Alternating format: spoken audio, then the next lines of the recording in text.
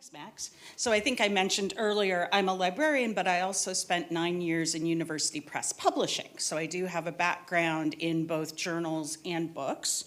And one of the things I think that we really saw was that there are a lot of scholars, a lot of people, including independent scholars who may not be affiliated, who don't even have access to the means of publication.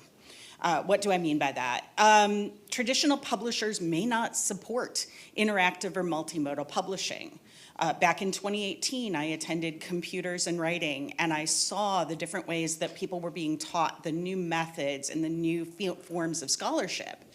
And what we're seeing is more and more of, there may be a monograph, there may be several journal articles, but there's also a multimedia project that needs to be housed. And so many publishers are not equipped to handle that at this point. New, niche, or sensitive topics may be not welcomed by publishers, especially in the climate that we find ourselves in. And so those scholars need to find a way to get that work out. And sometimes that means publishing on your own. And again, independent scholars, we have a number of independent scholars that have found a home on the Commons because they are able to get their work out.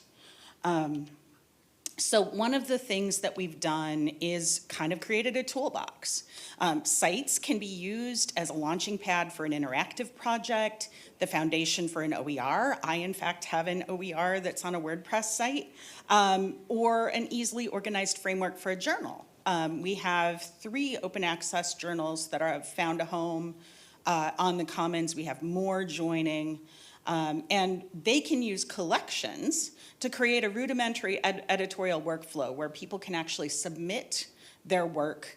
The editors can actually review that work and then decide whether it's accepted or not. And groups can be used. You can have multiple groups. So you can have a group where it's just the project team that's working, but you can also have a group to interact with people who are using your work or who are using your learning materials. And then finally, when you submit to KCWorks, you get a DOI. It feeds to all of the major aggregators, so Google Scholar, core.ac.uk, et cetera. And what that does is it makes your work findable.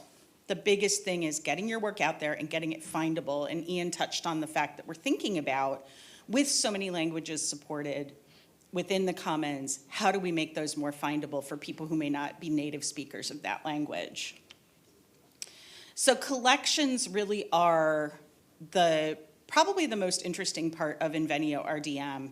And that really is enabling folks not just to sort of review work that's being submitted, but you can also preserve that sort of that gray literature that comes out of a project. So if you have notes or interviews or learning materials that you've created to go along with your piece, or different kinds of things that don't belong in the body of a project, you can actually put into the repository so that they're findable, that you can link to them, they're permanently preserved. And sometimes those notes are really important. I know just from my own experience of creating an OER, we had long form interviews that we cut down and created transcripts for so that we could include them, but there was more of that interview that we wanted to preserve and to make sure that people could watch if they wanted to.